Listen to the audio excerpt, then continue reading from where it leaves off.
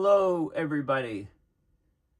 My name is Paul Beckwith, and in about an hour, I'm giving a talk to the Canadian Club of Rome in Ottawa. And the topic is nanoplastics, humanity's ticking time bomb. So in this talk, I'm going to explain why, we're worried a lot about climate change as we should be, but there's other stressors that can significantly degrade the lifespan and the human experiment, if you like, on this planet. And that's these nanoplastics that are becoming more and more prevalent in the environment. A while back, I talked about the human brain and how it was becoming contaminated by these little tiny nanoplastics. And in fact, there was a medical study that did autopsies on human brains. And surprisingly enough, shockingly enough, it found that 99.5% of the human brain is actually brain tissue. And for the average person, about 0.5% of the brain was actually nanoplastics, these tiny plastic shards. And then the cumulative amount of nanoplastics in the human brain was on average about one of these, plastic fork or a plastic spoon. Now, and they looked at over 50 brains. The amount of nanoplastics in the brain was much higher, in fact, 5 to 7 times higher than it was in the liver or the kidney of those same people. And in the brain, it was often in the blood channels, in the veins and arteries of the brain. And there were a number of demented people that were in this study. Their brains were looked at, and the plastic levels in their brains were double, triple, even 4 or 5 times higher than it was in the average brain that was looked at. So basically, instead of 1 fork or spoon, it was 2, 3 spoonfuls or forks within the human brain. So this is, of course, very concerning. I mean, plastics are everywhere. Plastics are one of the bedrocks of our society. The material has so many useful properties for civilization that only now are the downsides being really looked at and extremely concerning. So, we just went through a pandemic a few years ago. I mean, there's a lot of fibers, but some of the mask materials are plastic derivatives. And, when you're breathing through here, you could imagine you might be getting different contaminants.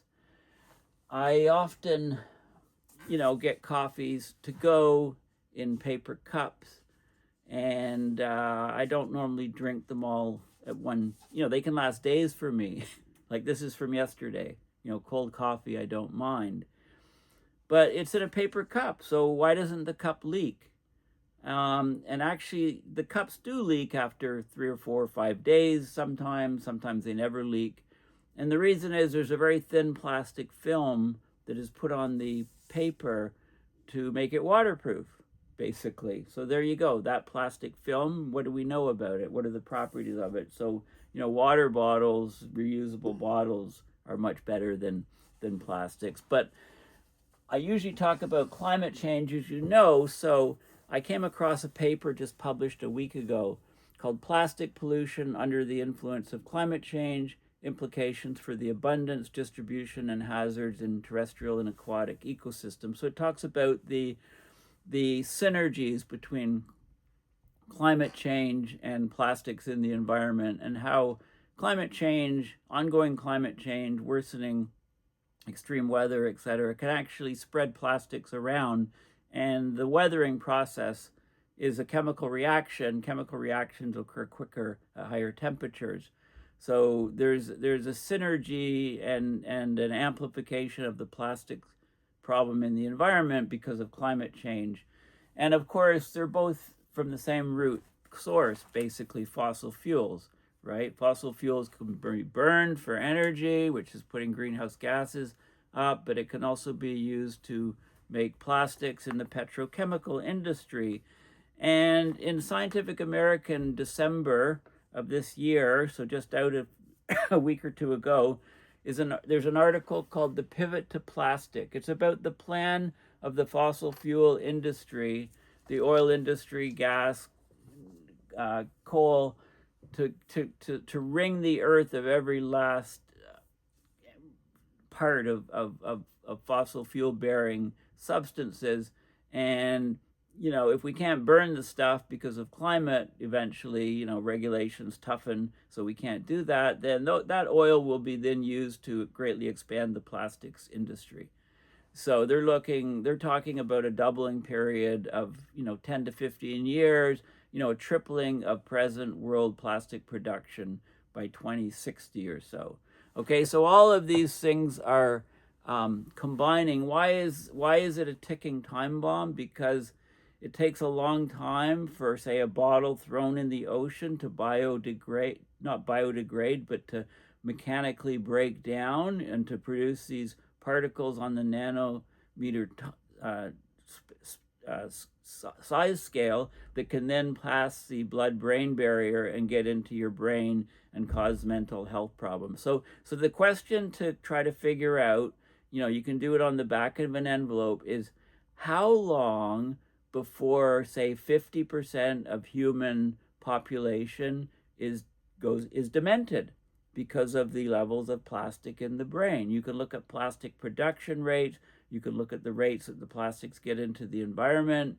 You can look at look at this study that measured plastic in the brain, compare it to what it was like 10 years ago, for example, and look at things over time. And basically you reach an inescapable conclusion that the way we're heading, we're going to have a large portion of humanity being demented. Now, many people would argue this is already happening in U.S. politics. Just look at that, what's going on. So plastics are having significant effects on human health and on, I call it the so-called human experiment. So let's look at some of the papers in particular that sort of back up what I've been saying. Okay, so this is an article earlier on this year. Human brain samples contain an entire spoon's worth of nanoplastics. Okay, so they did cognitively normal human brain samples from Autopsies in early 2024. They contain more tiny shards of plastic than samples collected just 8 years prior. So cadaver brain samples contain 7 to 30 times more tiny shards of plastic than the kidneys and liver. And the concentrations in the brain tissue of normal individuals who on average were average ages 45 to 50 years old, 4,800 micrograms per gram, micrograms of plastic per gram of brain tissue. That's 0.48% by weight. So this makes humans, on average, their brains are 99.5% brain and 0.5% plastic by weight. That's the equivalent of an entire standard plastic spoon or fork. Now, they compared the brain samples from 2016 to the ones in more recently. So the ones in 2024 were about 50% higher. That's how much higher the plastic levels were just in that 8 years. So that would mean our brains today are 99.5% brain and the rest is plastic. Okay. Well, this can't be good. Maybe we've maybe our methods, we need to this study needs to be replicated many times, confirmed. We're getting better ways to measure plastics, so there's going to be more and more studies done on this. This is also very worrying. Researchers found an additional 3 to 5 times of shard-like plastic fragments in the brains of 12 people who had been diagnosed with dementia before their death, compared to healthy brains. So instead of 0.5% or one spoon in a healthy brain, we're talking 3 to 5 spoons in a healthy brain, right? 1.5 to 2.5% of the brain being plastic. I mean, this is absolutely astonishing. These plastic shards, of course, smaller than the eye can see. You know, many of them are something like 30 nanometers by about 200 nanometers. A nanometer is a billionth of a meter. And they were concentrated in the walls of the arteries and the veins of the brain, as well as in the brain's immune cells. Just a little bit alarming, right? So, you know, one of the possible things is, you know, dementia is a disease where the blood-brain barrier and clearance mechanisms are impaired. So maybe dementia already is in the brain, and then that allows more plastics to get in. Like, more and more studies need to be done, right? There's different things, you know, there's other different ways to interpret this, but this is not, it's not good, right? It's you know, but it's not completely clear that, you know, that the plastics are causing the dementia. Maybe the dementia was there, damaging the brain, allowing the concentration of plastics to be higher. Okay, so so this is a big concern. More than half of all plastics ever made have been made since 2002. Production's on track to double by 2040 from today's levels, right? That's a doubling period of about 15 years. And, you know, then it'll double again by 2055 or so, and then it'll double again, right? So you can see where this is going, especially, you know, as I mentioned, if the fossil fuel industry does this pivot to plastic.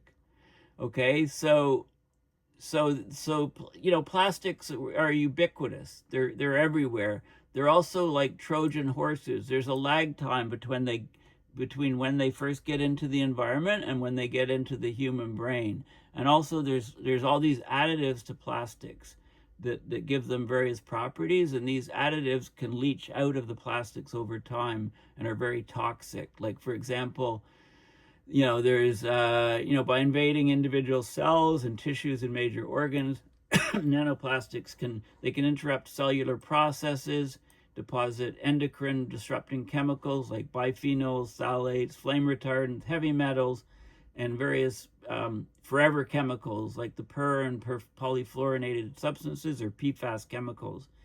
They can interfere with human reproduction, lead to genital and reproductive malformations, female infertility, decline in sperm counts, right? I mean, there's all of these nasty things which we're finding more and more about as we, you know, as we do more and more studies, and as I mean, tiny pieces of plastics have been discovered in the human placenta, breast milk, testes, liver, kidneys, carotid arteries, and the brain.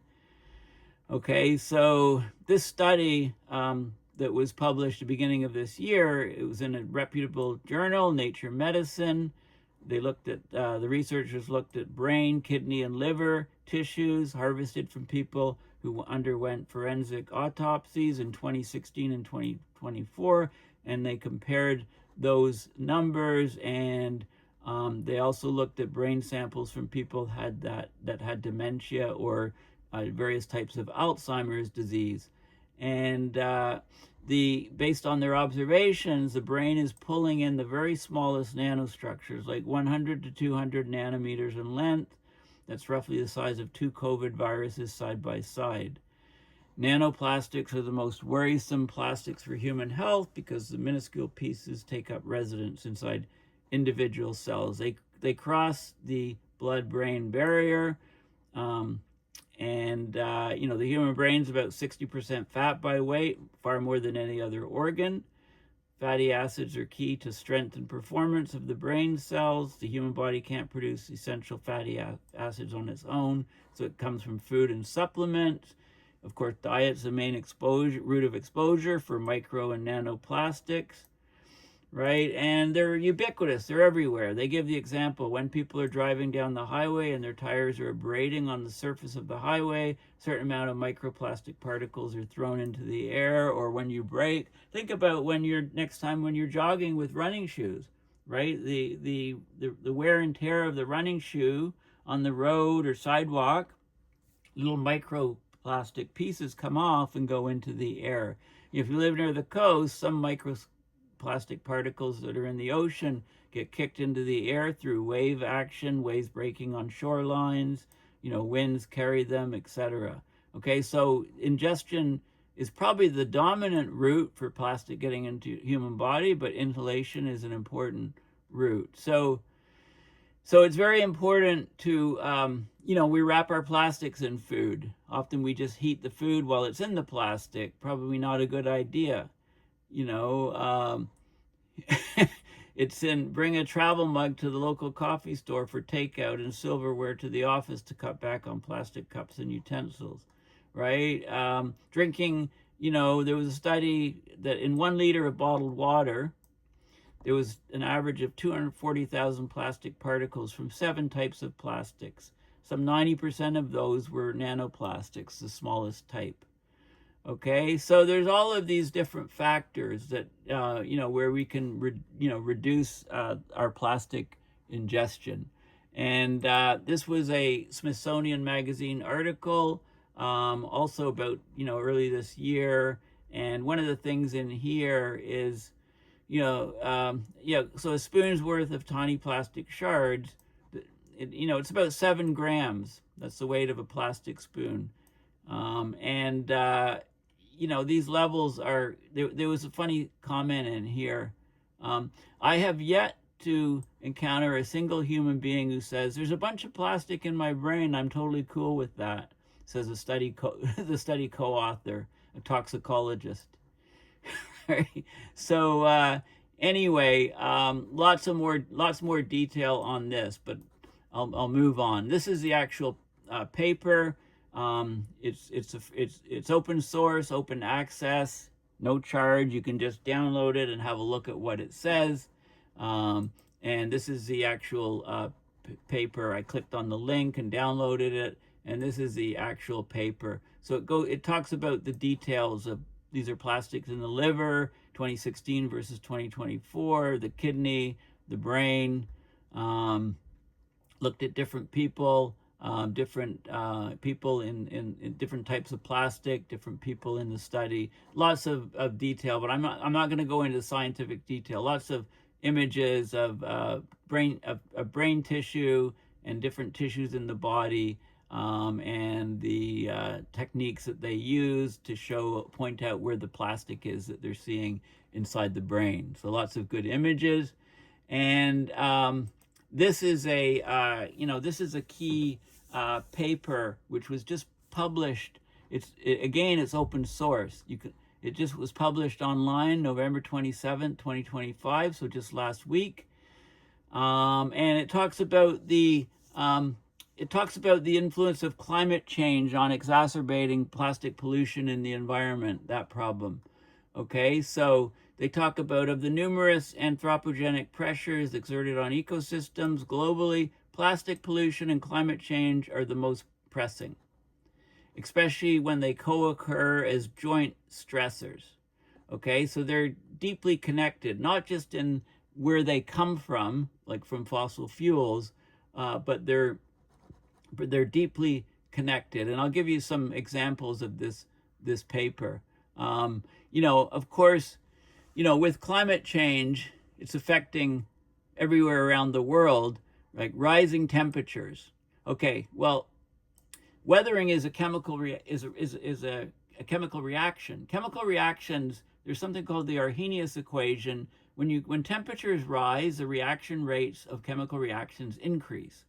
So with rising temperatures, the weathering process that can aid in wearing down plastics into smaller and smaller fragments in the environment accelerates.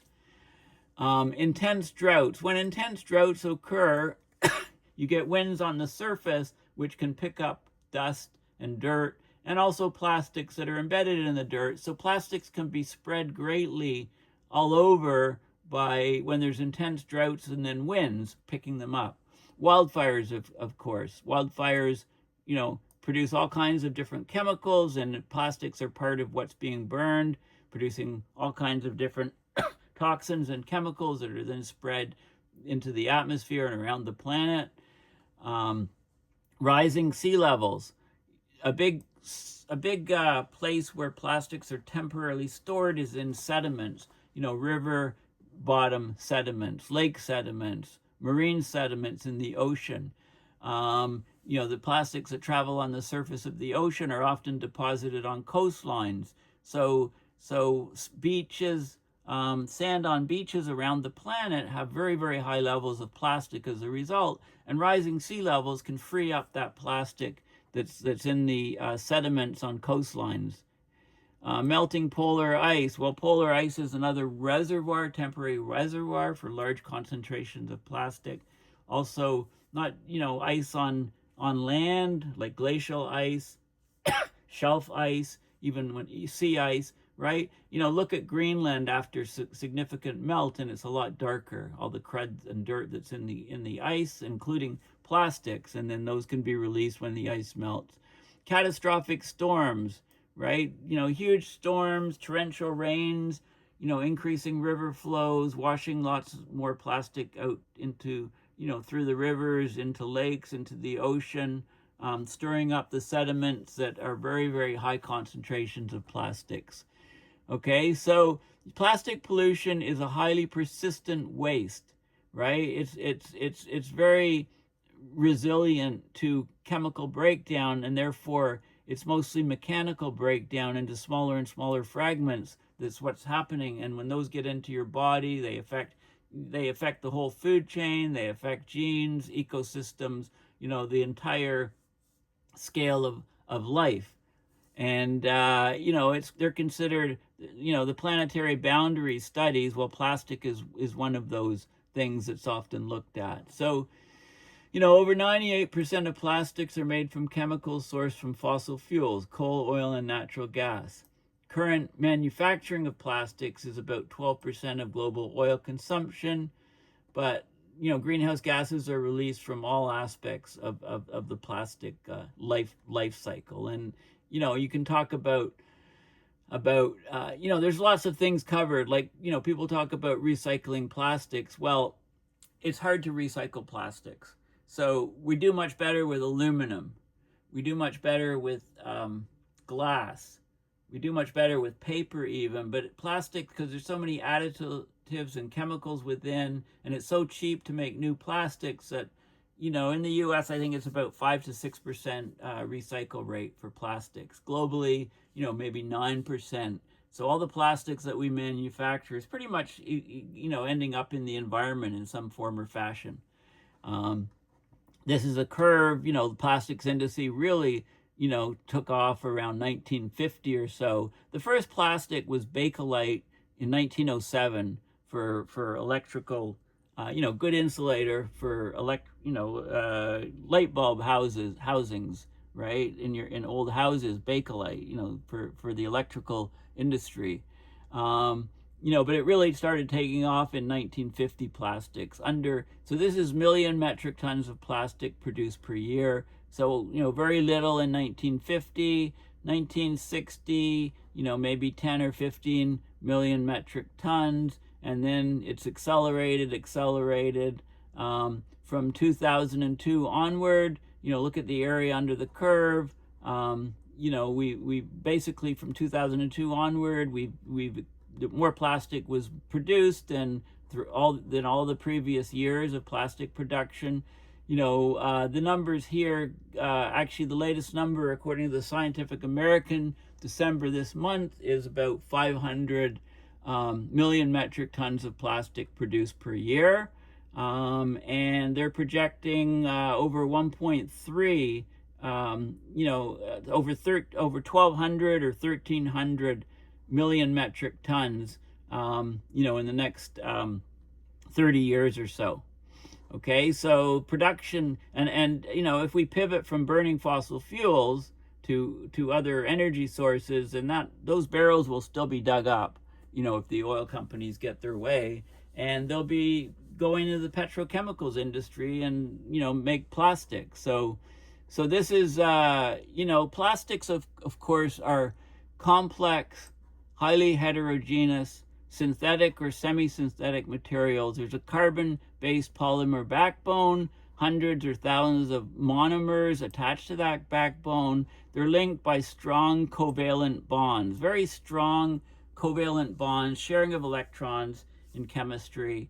And this is what makes plastics so chemically so resilient. It makes them so persistent. They don't break down, right? There's usually a wide range of additives that are used in plastics to introduce color, flexibility, stability, like the stability from UV, for example, like ultraviolet resistance, they list as a separate one, to water repellent, flame retardation. Many of these additives are highly toxic and include carcinogens, neurotoxicants, and endocrine disruptors, changing hormones.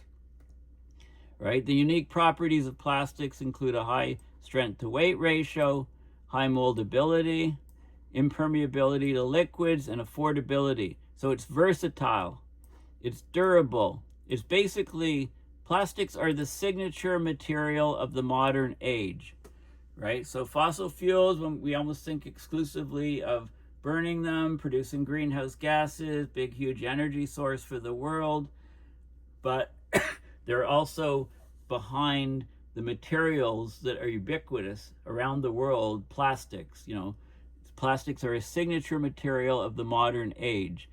Its ability to substitute for other materials. Just think of your new windows, for example. It can replace glass, wood, metal, natural fibers. Think of the textile industry and the clothes, the nylons and different types of plastics, polyesters, etc. It's also used ubiquitously in construction, vehicle parts, door panels on your cars, makes your car lighter, more energy efficient, electronics, aerospace, and medicine. So plastics are both ubiquitous, they're everywhere, they're essential for society, the economy, and our everyday lives. In fact, the benefits of plastic, like lightweighting and reducing food spoilage through product packaging, play a vital role in reducing greenhouse gas emissions and therefore climate change, right? So they're everywhere. They're part of our modern society. Annual plastic production volumes grown from under 2 megatons in 1950. So we started large-scale manufacturing then. We were over 400 in 2023. We're already probably, according to the Scientific American article, 500 megatons. More than half of all plastics ever produced, about 8.3 billion tons, have been made since 2002. Single-use plastics, that's about a third, 35%. They're so versatile, right? They can be produced in so many different ways. Polypropylene, 16% of production. Fibers like polyester and nylon for clothing, 13%. High density polyethylene, 12%. Low density, 12%. Right? Demand continues to accelerate, with production predicted to triple to 1231 megatons by 2060. Okay, they talk about disposal and recycling. Aluminum, container glass, and paper have global recycling rates so aluminum recycling, 76%. Container glass, 68%. And paper, 32%. Now you can recycle aluminum and glass, they're indefinitely. Okay, you can just keep recycling them over and over without loss of quality. Paper can be recycled 5 to 7 times, but plastics cannot be recycled repeatedly because they degrade quickly in quality. Many cases, recycling is more costly and energy intensive than creating new plastics from raw material. So this is a problem because so recycling rates globally are as low as 9%. So they talk about, huge amounts of plastic, 22 megatons of plastic waste getting into the environment every year. Due to their longevity, plastics accumulate, adding to the 6 billion tons that have accumulated in our soils, surface waters, biota, and atmosphere since 1950. Okay, and they're transported, right? So think of, some of the original sites are like roadsides, beaches, oceans, riverbanks, urban estuaries. And, we can, theoretically, it's reversible because we can go and collect all this litter, right, and put it in landfills, etc. But, a lot of it spills out into the, into the environment, then it's weathered through both abiotic, like chemical processes, and biotic mechanisms. It's got a very long half-life in the environment. The chemicals within can leach out. Eventually it fragments into smaller and smaller pieces. You get these, it goes from macro size to micro size and to nanoplastic size, and gets into the environment. They give some examples about sources. It's not just the big plastics. There's other primary microplastics that, so the ones where we get fragmentation and breakdown, those are derivative forms of microplastics. There's also primary microplastics and nanoplastics. They're particles intentionally manufactured to be small at the beginning. So abrasives, cosmetic, exfoliants, synthetic textiles, liquid detergents, air blasting media, right? These are also ubiquitous, but they're there, and we manufacture them that way. So there's also plastics from like tire abrasion, okay, 0.7. So basically, global leakage of microplastics into the environment in 2019 was estimated to be 2.7 megatons. So tire abrasion, tire wear of cars on highways, 0.7 megatons. Every time you put on the brakes, there's brake wear. Some particles can come off, small microparticles, 0.1 megatons. Markings on the road from paint, etc., are eroded and worn off, 0.2 megatons. Dust from the abrasion of shoe soles, wouldn't think of that one. Paint wear and flaking, construction and demolition activities, household textiles, from your washer and dryer. Think of all of the little fibers that come off the synthetic plastic based materials, wastewater, sludge, right? They're everywhere in the environment. And I've already mentioned, increased temperature increases the reaction rate, increased UV intensity increases breakdown rate of plastics, humidity. These things can all intensify weathering and accelerate polymer degradation by oxidation of the polymer, photodegradation, and hydrolysis, right? So then the plastics can get brittle and break. They can be surface cracking, and they're also many different chemicals go to the surface. There's a lot of surface chemistry, and as the plastics break into smaller and smaller fragments, the surface area to volume ratio increases, and you can get a lot more stuff going on there. So, what are we going to do about this? We have a severe problem, obviously. I'm not going to go into all of the solutions. I'll just, if there are any, but I'll just mention some of them. Maybe bioengineering, some sort of virus. Some bacteria and fungi actually can start breaking down plastics. So if we can accelerate that process, get different bacteria or fungi or viruses that can break down plastics.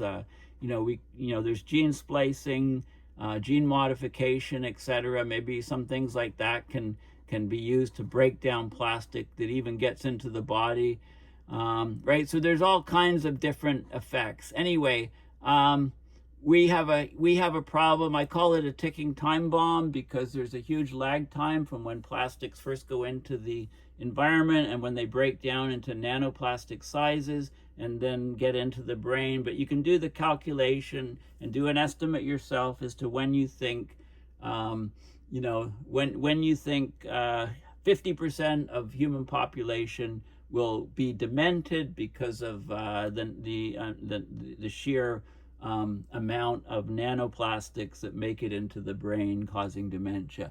So thank you for listening. Please go to my website, paulbeckwith.net, and donate to PayPal to support my research and videos. Thanks again, and bye for now.